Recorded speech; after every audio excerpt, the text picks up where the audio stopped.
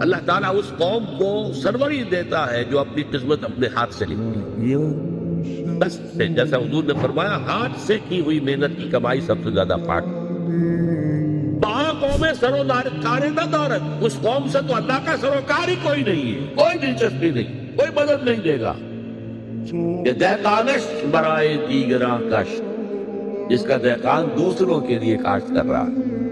زمین اس کی ہے، ہلگے چلا رہا ہے، محنت کر رہا ہے، مئی کے مہینے کے اندر فصل کاٹ رہا ہے،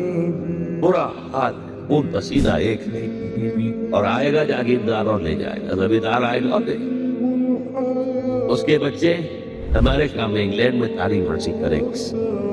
اس کے بچوں کو کاٹوں والے اسکول کے اندر بھی داخلہ ملنا مشکل، اس کا علاج نہیں۔ یہ ظلم جب تک یہ مزارعت کا دیا پانچا نہیں ہوتا، جب تک جاگیرداری ختم نہیں ہوتی، یہ ظلم کے ساتھ